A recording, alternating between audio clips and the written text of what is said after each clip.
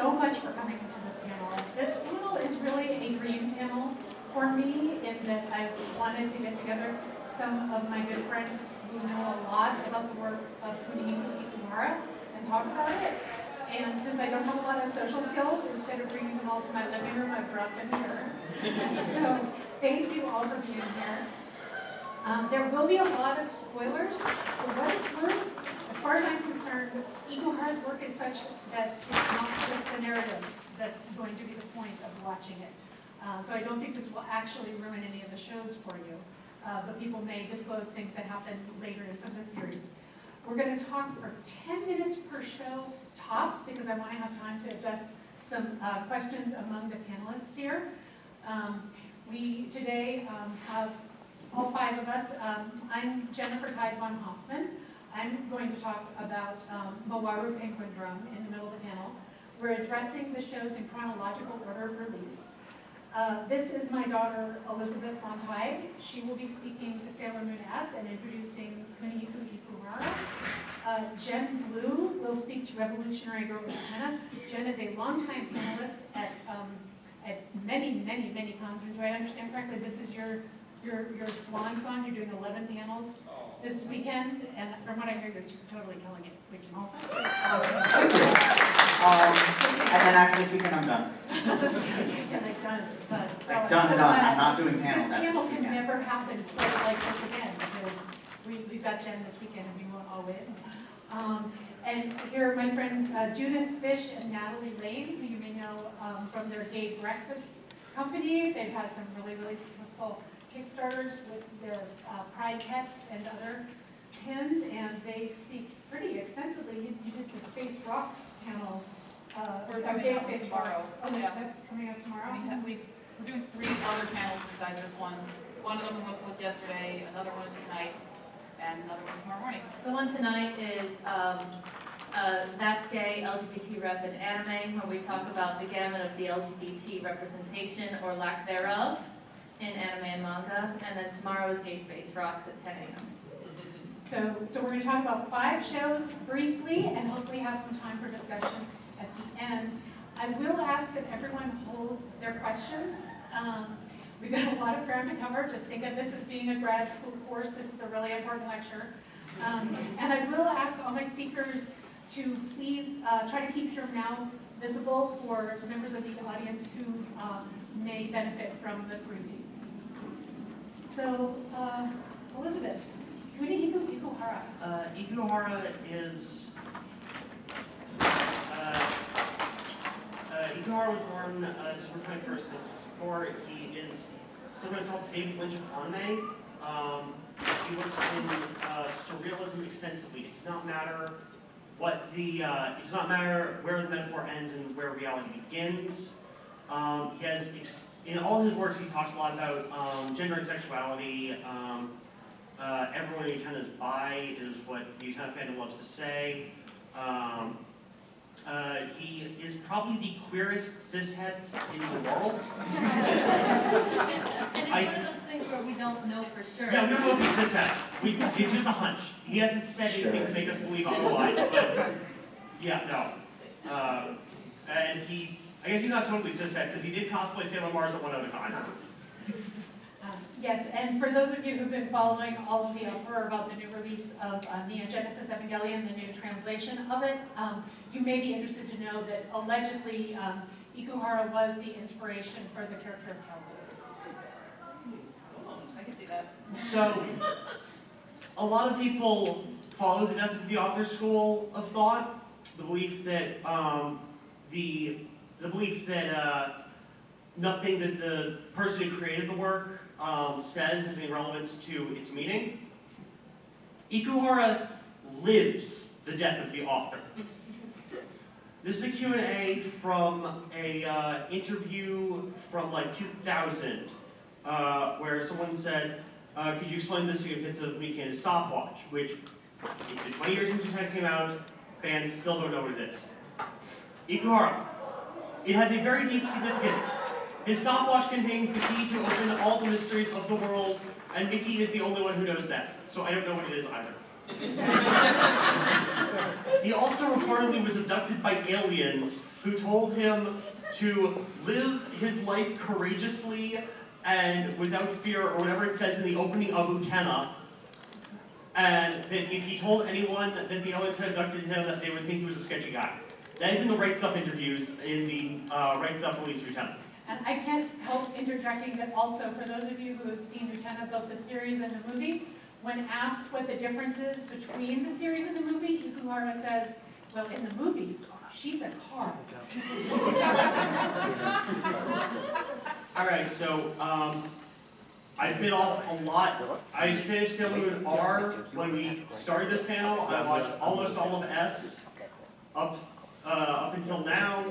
So I can't comment on Super S, which is supposed to be the most Ikuhara of the Sailor Moons. But since I've been off more than I could chew, I won't be discussing that. So Sailor Moon is based on a manga by Naoko Takeuchi. It's interesting that it fuses the magical girl and Sentai genres. So it's one of the it's one of the first magical girl shows to borrow a lot of the teamwork tropes from things like Power Rangers. It's Ikuhara's most famous work, but it isn't really an Ikuhara work. He was very much kept on a leash. He had to work with other directors on that. I think Chiyo Saito was one of the other directors. You get a little bit of the Lesbians, Flowers, and Free Will. You've got the cousins in Sailor Moon S, Sailors Uranus and Neptune. Thank you. I can't remember planet names today, apparently. Tuxedo Mask's roses are a big motif in a way that I only read the first 3 volumes of the manga, so I can't comment on the deeper manga, but the roses did get like these big close-ups when Tuxedo Mask throws them in the anime, and they're just kind of like in the panel with him in the manga. And there's concepts of free will around Chibiusa's time travel, and like the fate of the world and Princess Serenity and whatnot, but they're very weak. They don't really explore the concept of free will the way that Ikuhara does in something like Penguin Drum, where the first sentence of the first episode of the show is, I don't know if there's fate, or something to that effect. It doesn't delve into any of these, but they are present. Oh cool, that gets animated. I was not expecting that. It was a proving ground for Ikuhara very much. It was his first work with Yoji Aikido, who would go on to to be part of Bay Papas, which created Utena. It leans on symbolism without entering surreality. And there's not, they wanted to keep the anime very faithful to manga, so he didn't have a lot of control over story. So there's not a ton to say about Sailor Moon in the context of his works, but it is very much, it's baby's first Ikuhara. All right, so moving on to Revolutionary Girl Utena. Hi. So I'm not going to do an overview type thing of Revolutionary Girl Utena because that really can't be done. I am doing a whole panel on it in this room, the panel after the next panel in this room. But I am going to talk about something I have always wanted to put into a panel and never get the chance to because it just doesn't fit in any of my other Utena stuff, which is talking about the show's use of color and the coding it presents to us with color. So, just going to try to jump straight in. So the show gives us a sort of rubric to talk about color because the first arc, the duels are color-coded and named for us in the clip show because every single Utena clip show contains something vitally important that isn't anywhere else in the show. So green gets given to us as 2 duels. The duels of friendship and choice. And these are called that first one because Utena is fighting for her friend Wakaba, and the second one because it's the point where Utena chooses to participate in the duels instead of having to participate in the duels. The thing is, one of the things I'm playing with is what these 2 colors have in common for the duels that have multiple colors and some of the other symbolism. And what I realize is that one of the things the show is playing with is the color wheel. And if you look at the color wheel, green and red are opposite each other. And so green is also coding the opposite of red. So in addition to the two things the dual represents, green also represents the lack of conviction, aka doubt and confusion, aka everything about Sayonji. And it represents the opposite of self, which is another one of the red duals. In this case, loyalty, which is one of Sayonji's other defining traits. He is fiercely loyal to a dude that really doesn't deserve it. One of the other things the show is playing with is the characters' hair colors indicate which of these properties and principles that the colors represent they're most associated with, hence Sayonji having green hair. But in other places that the colors show up, they will represent other things. And in particular, when a character wears something other than their normal clothing, they are taking on a role that's related to those colors. So for example, in the early episode where Nanami has a ball and she gives Anthy a fake dress as a gesture of fake friendship, that dress is green, because green is the color of friendship in this show. Next slide, please. Moving on to blue. Blue is the dual of reason, but it's reason in the sense of your purpose, your cause, the reason for doing things. At the same time, it does still share its origin in the Greek word that was a ratio of being, stuff to do with the mind. Intelligence, rationalism, knowledge, memory, and enlightenment. So Miki is seeking this shining thing. He's seeking this very intellectualized, very idealized concept of a memory that he's stuck on. Blue also is the opposite of orange. And orange, we find out, means love. Blue, therefore, represents possessiveness. And Miki is the least terrible duelist, but his biggest flaw and the thing that causes him to behave terribly is his feelings of possessiveness around other people. So Miki is very possessive of Anki in his focus episodes, and otherwise mostly not. Kaoru is incredibly possessive of Miki, and Ruka is disturbingly, toxically possessive of Juri. Ruka is the worst, which is why his character design is based on Ikuhara, because Ikuhara. Next. All right, so moving on to orange, I just addressed that with blue, that orange is love and miracles. The reason those two things are connected is because Juri is way deep in the closet. And so for her, love is a miracle.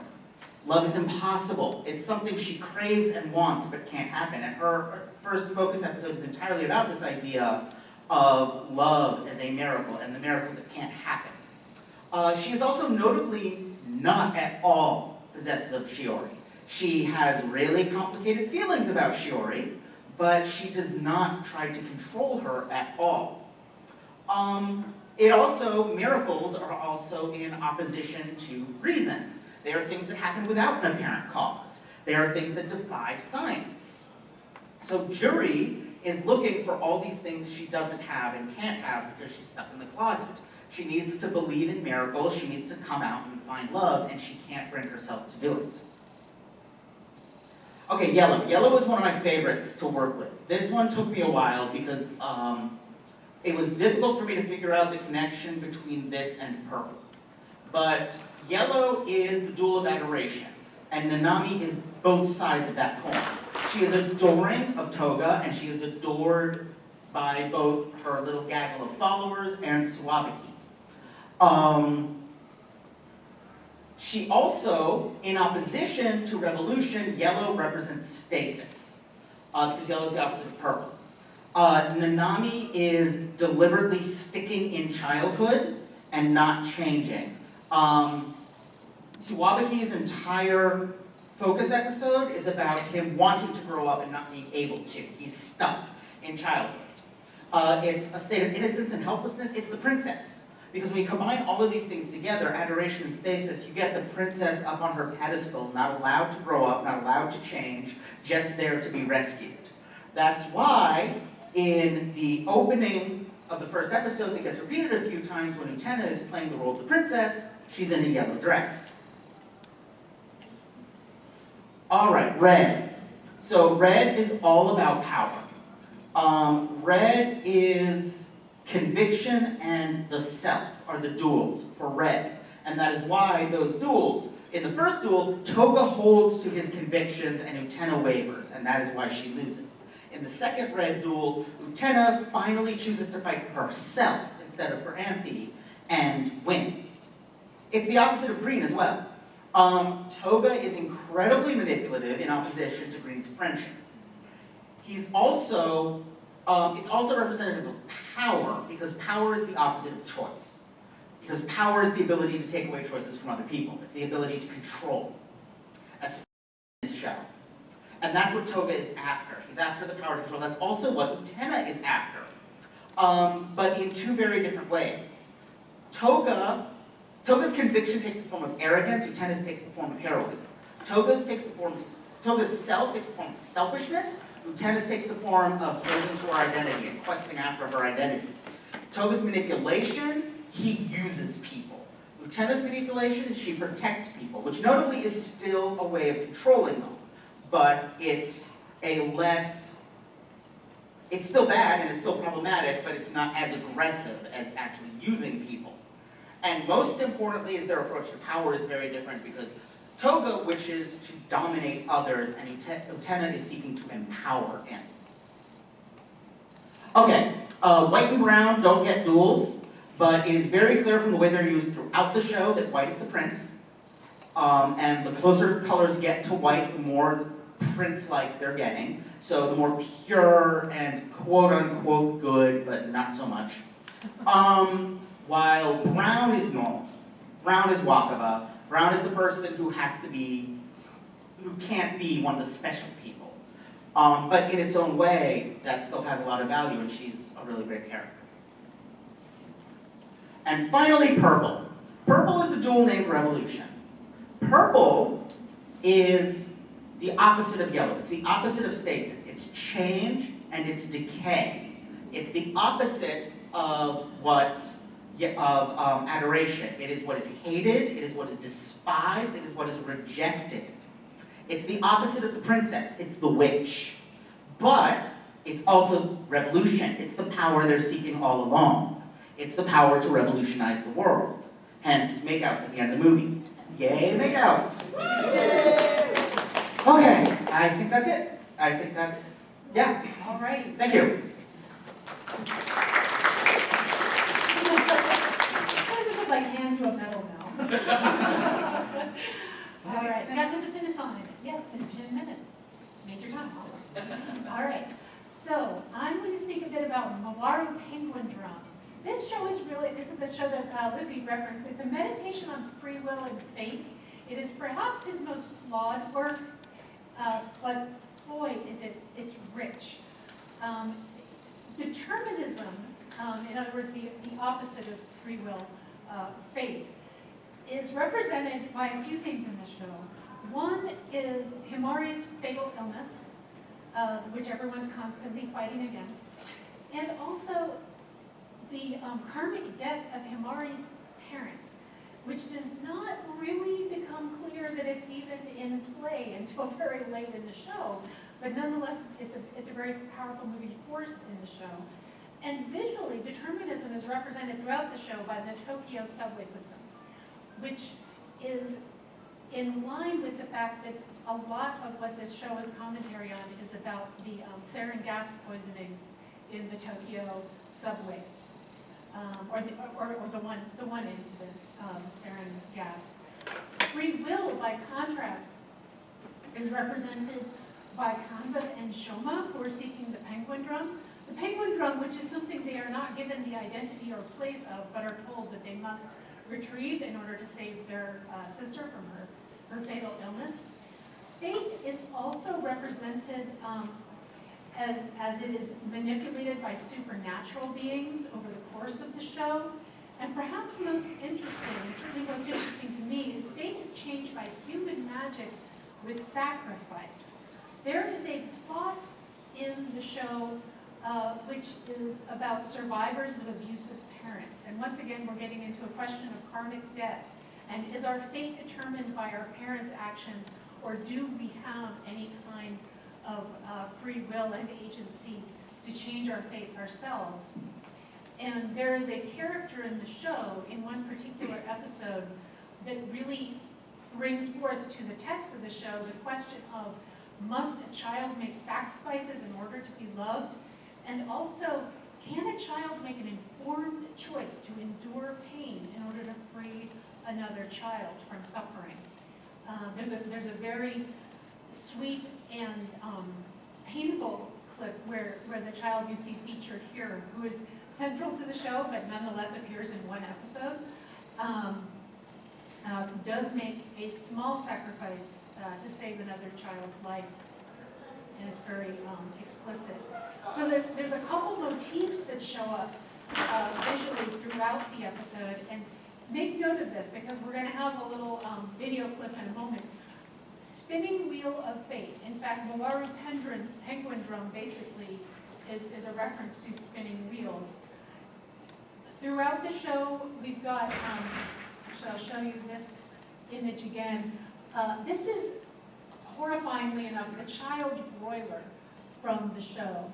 And in the child broiler, these the circles that you see here are exhaust fans that are spinning through these sequences. And the people that you see there are children, and they're on a conveyor belt that's moving forward. So once again, conveyor belt is something that spins. You also have some visuals. This heart, I think you might see in the clip I'm about to show you. And just throughout, the image there with all the little penguin faces and the 95 in the center is also a spinning thing that you see in the openings. Another motif that you'll see in the clip we're going to watch is the red string of fate. I'll just read here, summarizing from Wikipedia. According to this myth, the gods tie an invisible red cord around the ankles of those that are destined to meet one another in a certain situation or help each other in a certain way. And that plays out in very important ways in the show. So I'm going to show you a clip. This clip does not have subtitles or translation because I wanted to get a clip that I could give you fairly high resolution, and I couldn't find that in a way that I could bring with me today. But it's the visuals you should be looking for. And I also want you to understand that had you been watching the entire show, you would not have much more context than you have today when this begins. I see you. Yeah. Whoops. So let me. Spoilers. That's the next show we're going to talk about.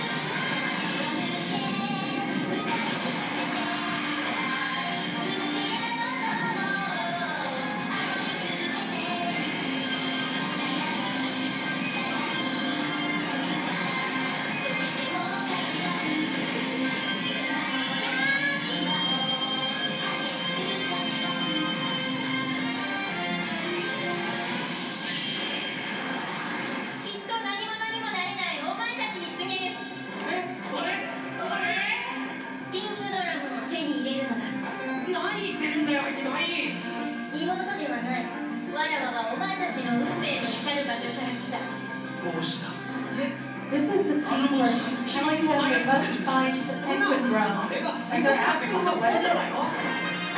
She doesn't really answer. 今この娘はわらわの力で一時的に余命を残している。しかしこの世に無償のものなどない。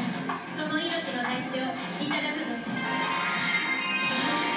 待てよ、大丈夫かね、おかしくねえ。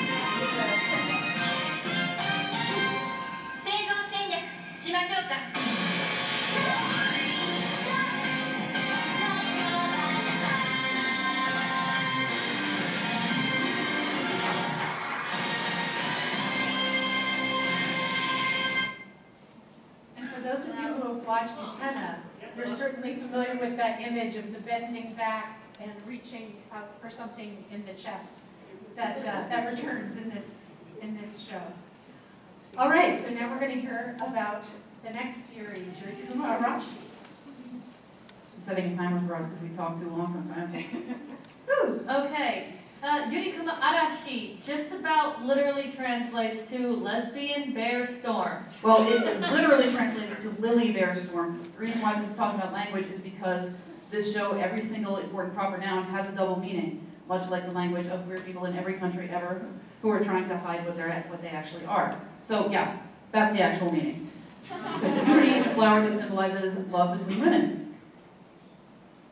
And this show is 100% about the lesbian experience of a Japanese woman, anyone. Specifically in Japan. I mean, there's going to be things that we can relate to as queer and sapphic folks in America, but the way people are treated in Japan is a bit different. The motivations about the way sapphics are treated in Japan is a bit different. Yes, there was another person who said that American queer people typically fear violence and stay hidden because of that, while in Japan, generally, they fear erasure more, silently being excluded from society. It's very passive aggressive. It's more like you just find yourself increasingly alone, and there's the idea of shame. You're not supposed to stick out. There's a saying that the nail that sticks out gets hammered down. Every queer person is a nail that sticks out. So that means that lesbians have to lead a double life, basically a straight life and a gay life. They keep them separate. Just like in the show, bears and humans are kept separated by a wall. So, what is Yuri?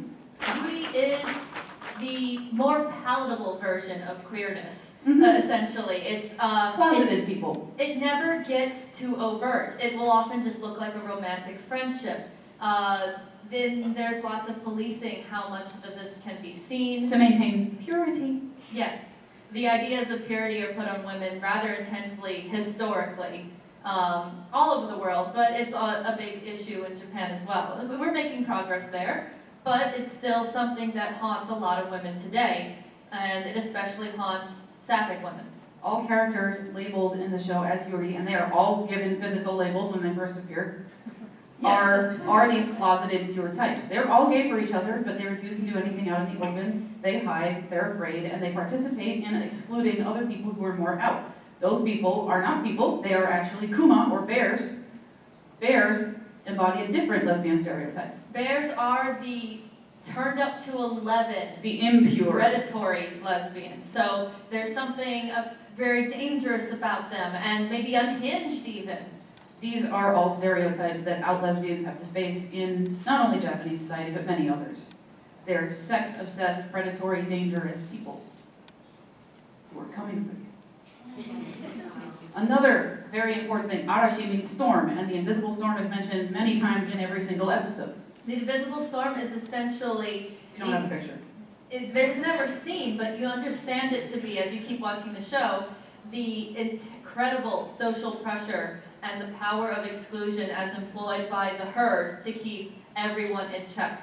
They have this speech where they talk about, oh, we have to find the evil that doesn't obey social cues and thrust them into the invisible storm so that we can keep the rest of the herd safe.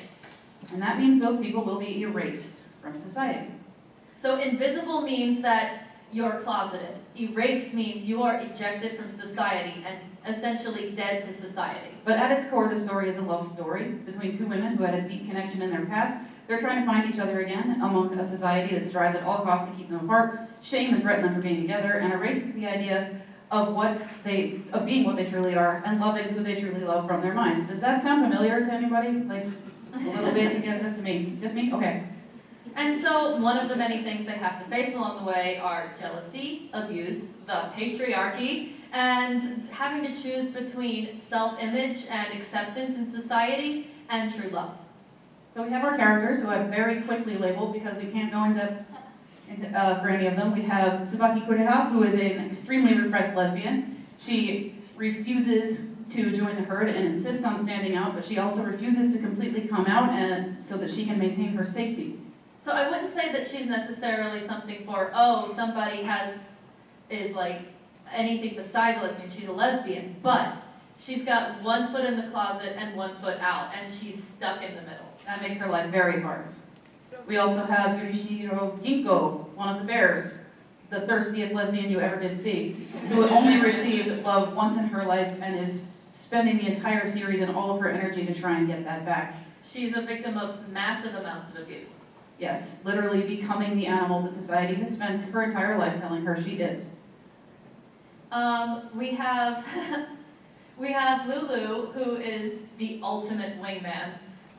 She's lost her chance at true love and affection. Yeah, a statement, promise kiss, is another thing that is mentioned in the series very often. The meaning of promise kiss is a relationship, a promised relationship you'll have with someone. It doesn't have to be a functional, romantic. Good, true love romantic relationship. Yeah, it doesn't have to be romantic. Her most important relationship was supposed to be with her brother, That's true. as a completely platonic family type of thing. Mm-hmm. And she ruins that, and so now she's decided she's going to devote her life to helping somebody else get that relationship. Which means her desire for a relationship will never be fulfilled, and she's accepted that. Sort of. We also have our villain, Yurika, who is a dark and vengeful lesbian who was hurt very, very badly just for being a bear. She is a bear. I know she doesn't look like one. And she's basically what Ginkgo could become, because Ginkgo, like we said, is the extremely thirsty lesbian who's suffered a lot of abuse. This is the extremely thirsty lesbian who's suffered a lot of abuse, and then a heartbreak, and then kept getting older and stewing. So, got it. And then we have lesbian Jesus, Sumika. Who instantly dies for all of your gay sins in the first episode. It's worth it. She comes back and it's really great. I don't want to entirely spoil the whole thing, But but we're going to spoil the whole thing. yes. We are. But she's lesbian Jesus. She is the reason that Kunihiko even begins to understand what's going on in her life. Mm-hmm. Other images we have are Kumaria, the absent lesbian savior, the star, the god of all bears, who smashed herself into pieces and rained down on Earth, causing all bears to rise up and eat humans. That's a metaphor. Her crashing down was what caused severance, what caused the change between the complete severance from being closeted and being out, and the extreme ways that society was going to imagine these two different kinds of people. And the aggression between both factions. The Judgments, Are the only male characters in the entire series.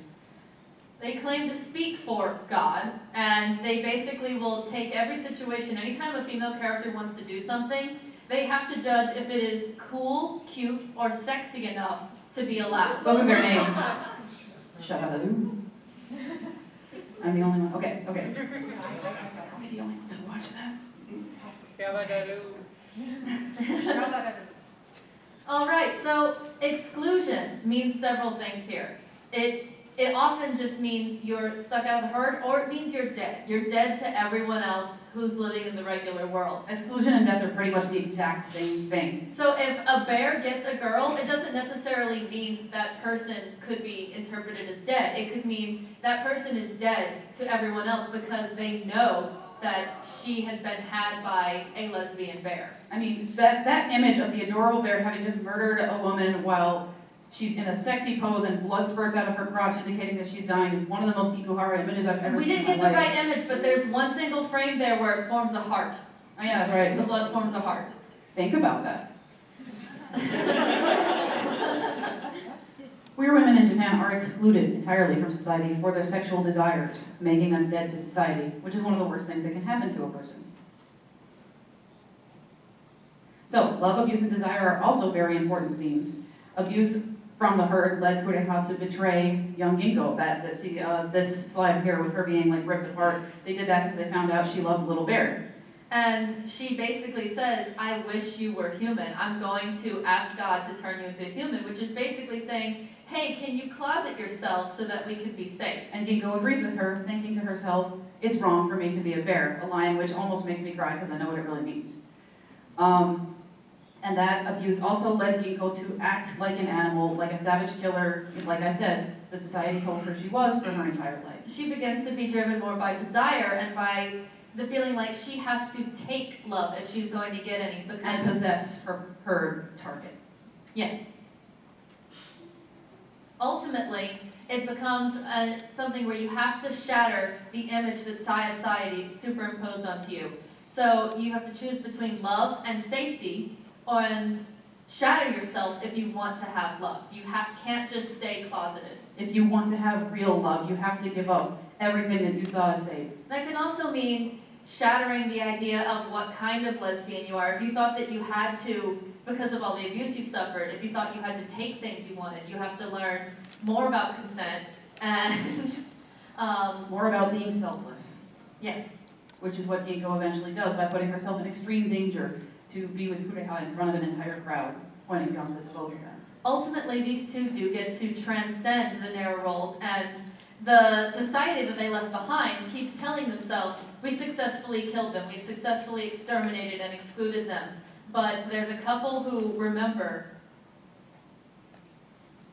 and they find each other. And that scene always makes me cry. I'm going to choke up just looking at it. If you haven't seen Yurikama Arashi, I highly recommend it. It will make you believe that a zombie lesbian robot bear can make you cry. Again, it is almost entirely allegory. It's a most allegorical series, yeah. Yes. So it's very, very much visual metaphor. The characters don't even speak like regular people. They are constantly talking in metaphors. Yep. And that's how to speak bear. Go, go. See, we're not the only ones who watched it. Okay. Ta-da!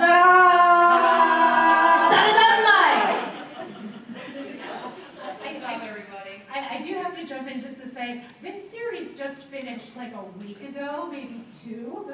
I marathoned the whole thing on Tuesday. So I'm sure that there's going to be things where feelings and interpretations about what we're about to say evolve, because Ikuhara shows always require at least 4 or 5 viewings in order to completely digest. And I've only done 1.5. So. Yes. So bear with us if you have different thoughts.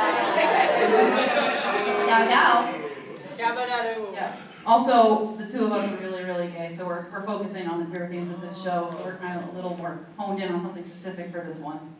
There's a lot of overlap in the themes between this one and its predecessor, Yurikuma. Yeah, especially invisibility and getting wiped out from the face of society. It operates all the characters are operating on the thesis that humans must connect their desires in order to thrive. Desires are required for survival and for having an enjoyable life, but connections are required for really thriving and having meaning in your life. Mm-hmm. So where the connection comes from the head, the dish that the kappa has on their head, the sara, the desires come from your shirikodama in your butt. Again, this is probably the most Ikuhara image in existence. The wonder on his face. But it said a slide earlier that if you don't have any connections, you may as well not exist, because even after we die, people remember us. But if nobody's connected to us, in present, past, or future, we may as well have not existed. But both connections to other people and your animalistic desires can become toxic and destroy you if they are unchecked, and especially if they're unbalanced. Here, we see Toi, the younger, smaller one. He's holding onto his head his connection to his brother. His brother is a very toxic connection because he is a violent gang member who is constantly endangering his little brother. But what does this all mean for the gay members of our cast? Yes, because that's what we care the most about right now. You're talking out, I'm sorry, nothing straight is allowed. It's Ikuhara. Nothing straight is allowed. When you're queer, it's a lot harder to connect your desires to other people and maintain any safety. Because letting them know can frighten them, it can push them away, it can make them think about you differently. You risk losing your connections to people you love. And like we mentioned before with Yurikuma, there's that immense pressure to blend in, don't rock the boat, don't stick out. You need to have your community face on all the time when you're out. So this often leads people to repress their desires, much as we talked about how Kureha was extremely repressed and how Ginkgo was so beyond repressed that she was just turning crazy and predatory. And by now, we all pretty much know repression is bad, right? Okay. Yeah. So let's talk about Inta, our little baby gay. He is aware that he has a crush on his childhood best friend. He's super aware of it, yes. He's completely torn between maintaining this best friendship and his desire to kiss him all over. So, this is a non-consensual kiss. His best friend, who is cross-dressing for a total other panel's worth of reasons, is asleep at this moment. So his desire has been boiling so long that he's starting to act out in ways that are really not okay. Yeah, his desires cause him to do many destructive things that really threaten his connections, especially when his relationship feels threatened by becoming, and I don't mean this in a sexual way, a threesome instead of a duo. So how does he get over this? Well, part of the reasons why he had such a hard time is not only you're supposed to keep these things to yourself, but he also was noticing that his best friend was having a really hard time and he felt like he could not help him. And then, like you said, Toei came along and he felt like we were an ultimate duo and I might have been okay with not being romantic with this person if I was still the most important person, but now I have to share most important with this new guy. So he sabotages his relationship with both of them. Yes. He steals things that everybody was using to work towards helping Toei out because his destructive brother was going to ruin the family, so on and so forth. And eventually it culminates in him almost getting killed. Well, that's when he's finally taking a selfless action. Yes. Yeah, when he takes a bullet for someone and almost gets killed. He gets better. But ultimately here in this image, we're seeing him confronting a physical embodiment of his desire. This isn't really his best friend, but this is a manifestation of desire trying to tempt him to take completely selfish actions. And you see, his eyes are sort of getting shiny and he's realizing the right thing to do. And it's a moment of a lot of growth for him where he begins to understand that the fact that I've been able to express that I'm queer and my friend is okay with it, it's not worth losing my friend. I can manage these desires and focus on my connection. Since we're in a hurry, we're going to move on to the otter cops. These are queer men who are being kept apart and exploited by society, which is basically the experience of every queer person, especially during corporate pride. And outside of it too. So the two of them have a damaged relationship, and the reason for that becomes evident as you continue watching. Their relationships and their lives are being held hostage in exchange for collecting desire from the kappa zombies that they create. If you haven't watched the show, I'm sorry, I'm making no sense. But it's basically queer people and queer music, fashion, identities in real life are always being used and consumed by a powerful class to fill their desires, and then we're discarded. We're not allowed to actually get too visually close. So take it from Madonna using Vogue in the 80s. She took that from the ballroom scene. This has been happening forever. And this is just Sara Zanmai's way of exploring how the mainstream is going to use queer people for their own desires. Mabu himself has suffered a great accident when he took a big fatal hit in his chest to protect his boyfriend. He was given a fake heart by the evil Otter Empire. Which represents desire. Yeah, sorry for not making sense.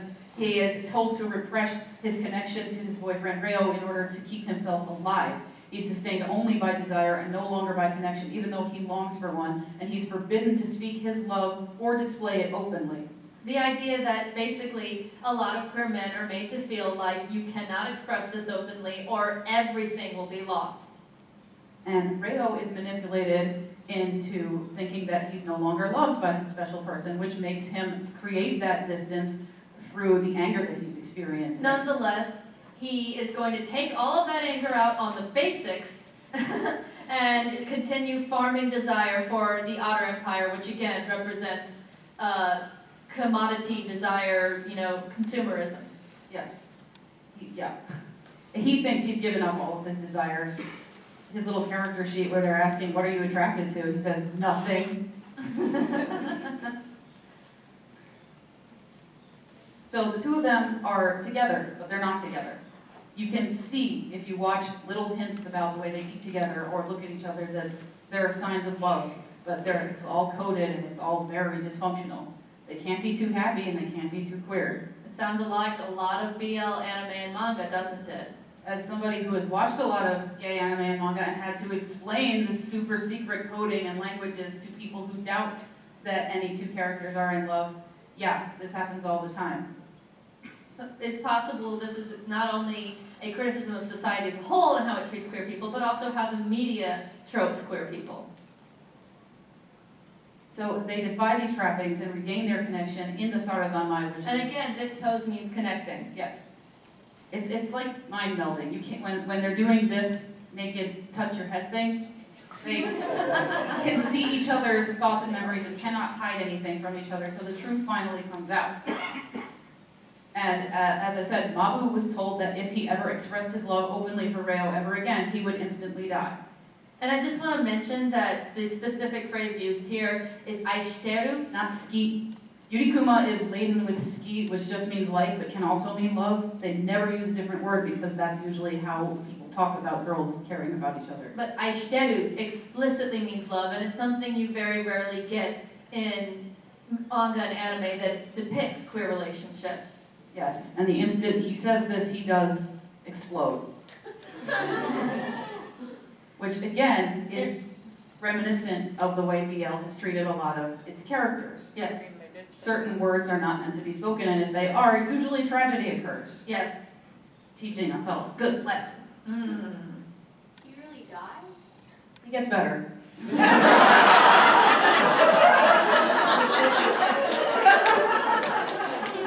This is Ikuhara we're talking about. Again, the difference between metaphor and reality is non-existent in the works of Ikuhara.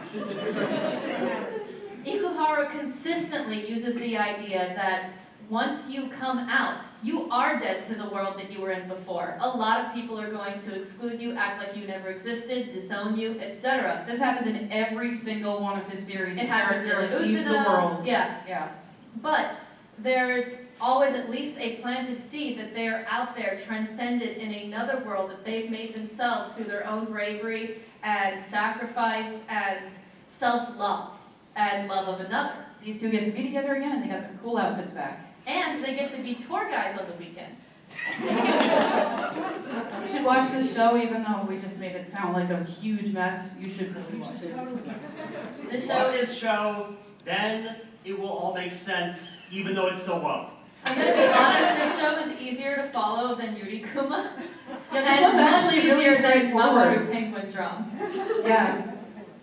We're not selling it. Just end your sentences with these shoes. Yes, Yes. I'll go. Thank you so much.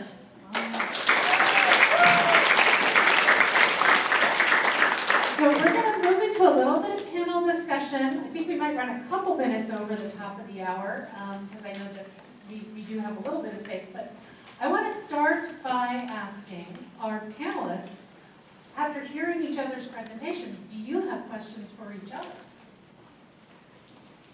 And if not, I'm just going to jump into the questions I prepared. My question's really broad, and I don't know if I should ask it. Okay, go ahead.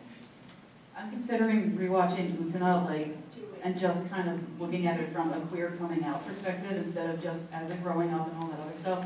Like, have you done that, or what would you recommend looking for? I would absolutely recommend doing that. That is very much how I view it.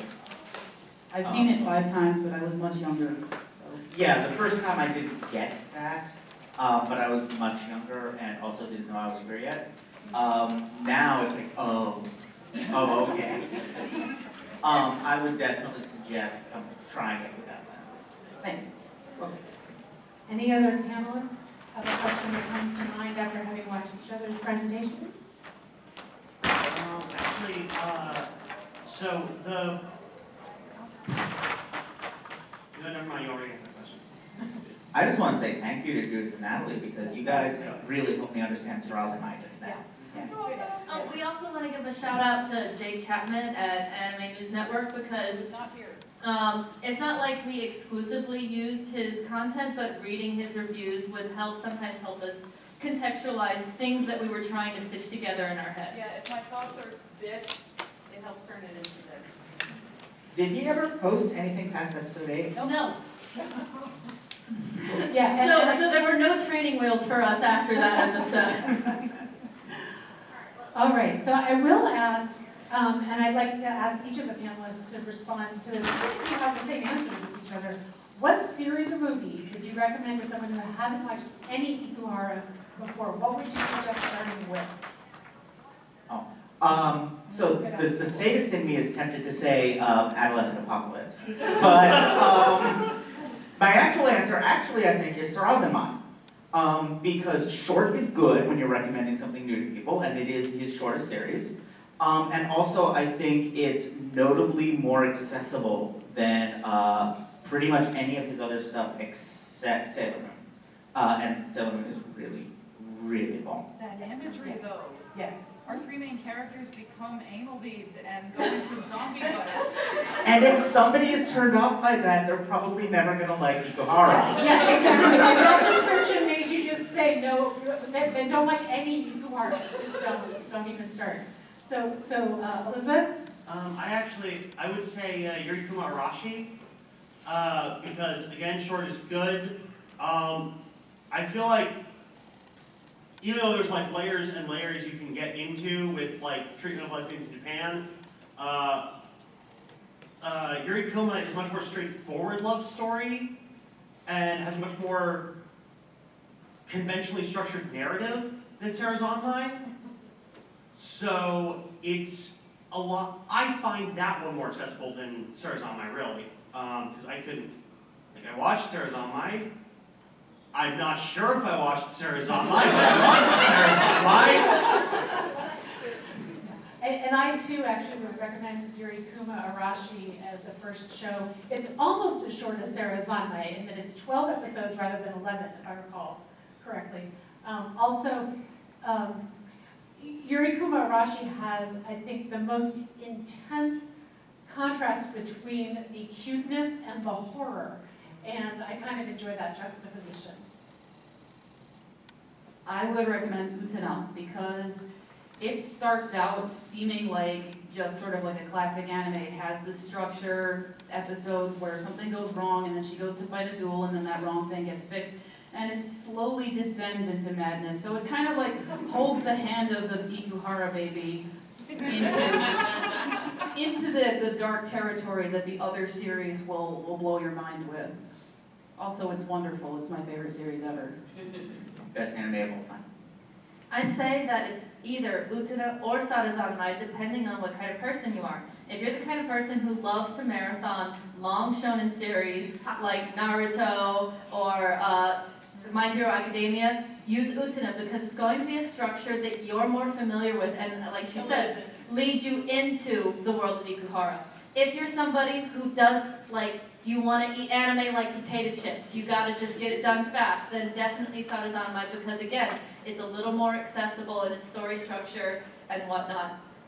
If you're from Joshi, Sarazanmai, for sure. I think that after that, that should be 1 and 2, depending on who you are, and then 3 should be Yurikuma because it's all symbolism, and you need those other 2 to get you to understand Ikuhara's symbolism language at first, I think, and then Mawaru Penguin Drum is challenge mode. I think that's the last one. I would recommend Sailor Moon as an intro to Ikuhara before Penguin Drum, and Sailor Moon is barely eating Ikuhara. All right, so another question, and this time we're going to come the other way down the table. In addition to the themes that we discussed earlier today, are there other common threads that you see throughout Ikuhara's work? And it's okay if the answer is no. I realize that's a big question to throw, but any other themes? Yeah. There's so many themes. I don't even entirely know where to begin, but a lot of it can have to do with, we already mentioned surviving abuse. We covered a lot of them, and I'm kind of blanking right now. I mean boxes. Let's say boxes. He loves boxes. Especially putting ladies in them. Boxes can have a lot to do with, again, it's a common symbol he uses for holding things dear, or possessing things, or keeping secrets. So it can be ownership or secrecy. He also loves taking really adorable things and making them incredibly unsettling in a certain way. Like, see the little bears there? Those are the Yurikuma bears. That's the size they are in the series. Those things eat people. Like, you'll see them sitting over the bodies of people and like wiggling while they're tearing their flesh out, making those noises. There's something like that in almost all of the series, except Sailor Moon. I would say another thing is more of a trope than a theme perhaps, but it's repetition of phrases. There will be a phrase that you will hear over and over and over again during a show, and you may or may not ever really tease out what he was trying to get at. But over the course of the show, if he's saying something over and over again, there's a reason. It's not just the inexpensive reuse of footage. There really is some meaning behind it. If I might interrupt on that note, it's not just verbal repetition, but there's a lot of visual repetition. And we've gotten to this thing where we're like, okay, so this thing's happened 3 times. When is it going to be different? Because he always wants you to go, aha, when something in that changes. Yeah, and for example, in Penguin Drum, both the opening of episode 1 and the opening of episode 2 begin with a little monologue on fate. He will keep telling you this show is about fate. So Ikuhara is either really, really ornate and symbolic, or he's going, this is about fate. Listen to me. It's about fate. He'll be very explicit. I would say the theme is a little bit of a trope, but I would say that it is I'm telling you everything at the very beginning of the show, and you do not understand that I just told you everything, and you're going to wonder what all this weird stuff is, but actually I already told you. It's a planetarium. Yeah, no, first episode of Utena. Utena gets up to the duel, up to the castle, and she's like, that's a giant outside of castle. And Sayonji's like, yeah, it's a trick of the light. First episode. You forget that he said that in the next episode until you're reminded 30 episodes later. So I'm going back and forth between a couple of possibilities. One only shows up in 2 or 3 of his shows, but it's really noticeable in those 2 or 3, which is incest. Oh. He plays a lot with incest. It's That never sounded a bad. positive It's thing. never a good thing. And Like it a lot is of never other shows. depicted as a good thing. The other one, which is in, I think, all of his shows, though I'm blanking on Penguin Drum, is taking folk tales and fairy tales and trying to draw out like the problematic implications from them. Consent is another one he works with. There was discussion on Twitter by some of the In the Rose Garden folks, which is the big Utena forum and by extension the big Ikuhara forum, about how Ikuhara doesn't always depict consent in a particularly comfortable way, but he always seems to understand the weight of the subject. And like when the consent is problematic, it's problematic on purpose, and you're supposed to be uncomfortable. Whereas a lot of other shows, it's problematic, and that's a good thing, and that's terrifying. So I'm going to wrap up here with one last question, and this time we're going to go the other way down the table again, just to warn everyone. And that question is Ikuhara a feminist? Why or why not? Oh, you want me to start this? Yes. I don't know.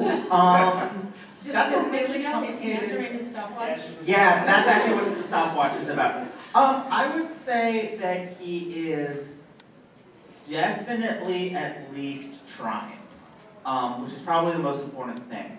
I think he is recognizing that society puts a lot of unfair pressure on some people, and this bothers him, and he's pushing back against it. I don't know that if you talk to him about his personal politics, what he would say, because he's Ikuhara and he wouldn't tell you. Yes. I think Ikuhara is kind of the best at depicting oppression coming from someone who does not fall into an oppressed group.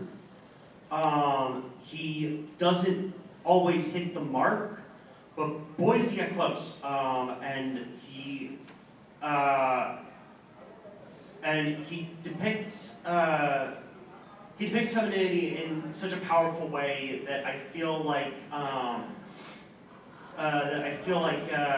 I I feel like he empowers the women. So I feel like that makes him a feminist. I don't know, I'm being super broad and not helpful.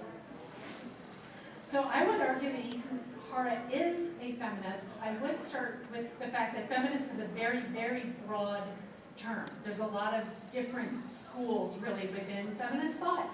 And I would argue that ultimately his work is feminist because he's very explicit about queer themes and themes around gender. And I'm one of those older folks who is, I'm a little bit old-fashioned, but I do believe that misogyny, homophobia, transphobia are all inextricably woven together in our society.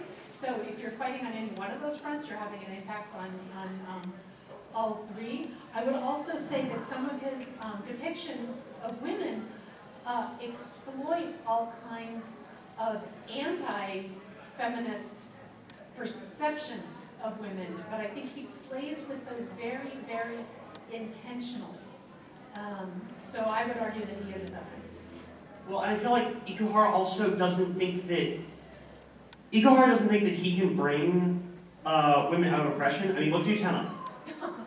Sayonji has the Rose Bride for a while and is horrible to her. Toga has the Rose Bride for a while and is horrible to her. Akio is probably the most heinous human in any of his works. Only Utena, a woman, can free Anki from her suffering. Doesn't Toga call himself a feminist and it's like hilarious? So there's actually a lot of debate about that translation. Okay. They took the word feminist out for the Nozomi translation because it was so charged and they felt like it wasn't proper. The Nozomi translation had a lot of the fan base involved in it and they kind of crowdsourced some of the translation of the more important words. I feel like that would be in character. That. It would be in character, but also... What I've also been told is that, because he distinctly says in Japanese, feminisuto, but what I've been told is that in the 90s in Japan, that term was borrowed from English and misused to mean chivalrous. Yeah, that's what they translated it to in the Nozomi release. He's not that either. But you certainly think he is. Yeah, he does think he is. Now, Ikuhara definitely recognizes the problems that women face in society, and he brings them up in every single one of his works. He recognizes misogyny, that the way society hates women, the way society commoditizes women, pressures them, sets them on a single life path, and tells them that there's no other available option. Like, that's in every show except for Sarazanmai, which has almost no women in it. But even that explores toxic masculinity, which is a feminist issue, and how that affects the men in the story, both the adults and the children. I agree with everybody, and everybody already said almost everything, but the Sorry. one thing, no, that's fine, I'm at the end of the line. One thing that I want to add is that you can see some of this backed up in his life, not just in his works.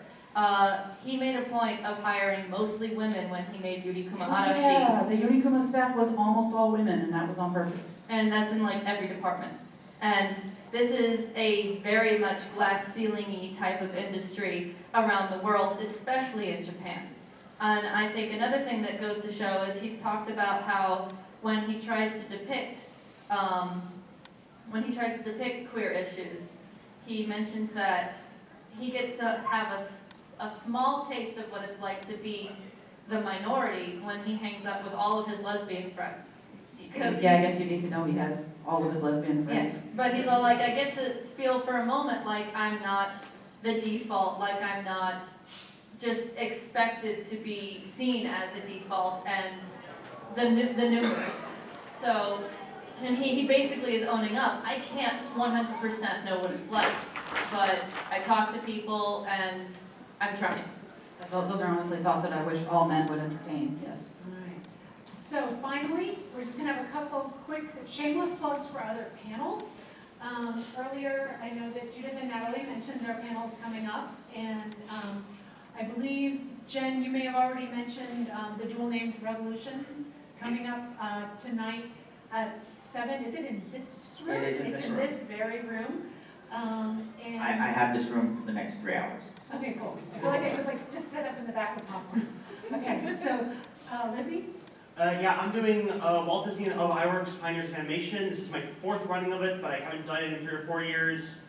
It was the first panel I ran when I was 14, and it gets better each year, and so it's going to be the best it's been yet. I dive a lot into the history of the animation as well as the techniques they use. And I have a panel tomorrow morning called Cheer Up Emo Kid, anime that makes you happier. If you'd like to spend a little more time laughing and a little less time thinking about horror, that's a good one. And that's Sunday at 11:30 in Cityside 1. Also, I know that various of us have other panels in addition. We kept these plugs just to one per person, because just for the limitation of time. I want to thank everybody. Unfortunately, we didn't have time to take questions from you, but I think it's fair to say any of us, if you like, catch us in the hallway, we are always happy to talk about Kunihiko Ikuhara. So thank you very much for coming to our panel, and thank you to all my panelists today. Our Artist Alley booth, if you want to come talk to us, because that's where we'll be, is 238. Yeah, and Also they buy have their amazing stuff, it's really pins. good. Their pins are great. I have a bunch of them. Thank you. All right, thanks very much, everybody.